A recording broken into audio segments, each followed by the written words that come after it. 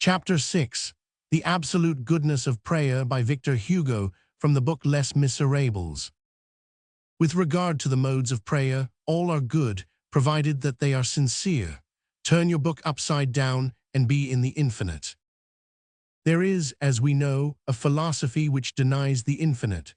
There is also a philosophy, pathologically classified, which denies the sun. This philosophy is called blindness.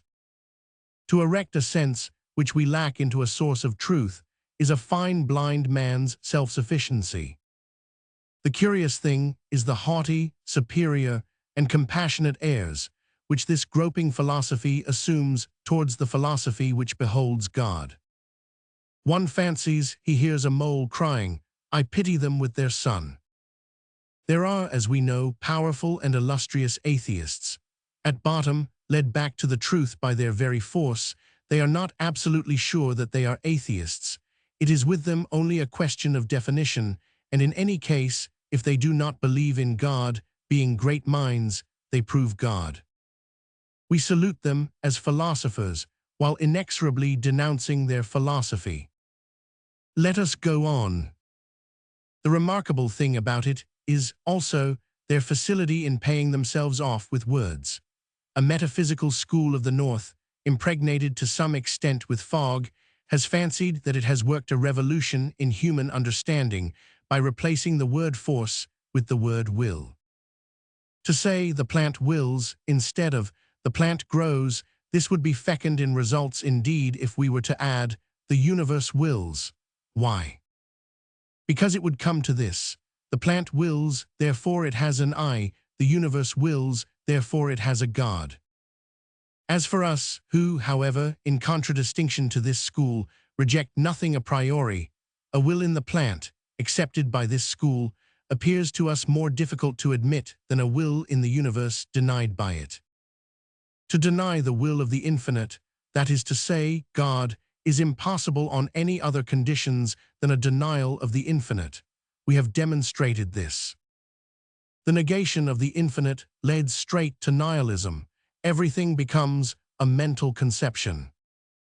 With nihilism, no discussion is possible, for the nihilist logic doubts the existence of its interlocutor and is not quite sure that it exists itself. From its point of view, it is possible that it may be for itself only a mental conception. Only it does not perceive that all which it has denied it admits in the lump, simply by the utterance of the word mind. In short, no way is open to the thought by a philosophy which makes all end in the monosyllable, no. To no there is only one reply, yes.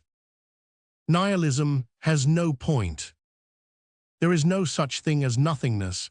Zero does not exist. Everything is something, nothing is nothing. Man lives by affirmation, even more than by bread. Even to see and to show does not suffice. Philosophy should be an energy. It should have for effort and effect to ameliorate the condition of man. Socrates should enter into Adam and produce Marcus Aurelius. In other words, the man of wisdom should be made to emerge from the man of felicity. Eden should be changed into a lyceum. Science should be a cordial. To enjoy, what a sad aim, and what a paltry ambition, the brute enjoys. To offer thought to the thirst of men, to give them all as an elixir the notion of God, to make conscience and science fraternize in them, to render them just by this mysterious confrontation. Such is the function of real philosophy. Morality is a blossoming out of truths. Contemplation leads to action. The absolute should be practicable. It is necessary that the ideal should be breathable, drinkable, and eatable to the human mind. It is the ideal which has the right to say, "Take, this is my body, this is my blood." Wisdom is holy communion. It is on this condition that it ceases to be a sterile love of science and becomes the one and sovereign mode of human rallying, and that philosophy herself is promoted to religion. Philosophy should not be a corbel erected on mystery to gaze upon it at its ease, without any other result than that of being convenient to curiosity.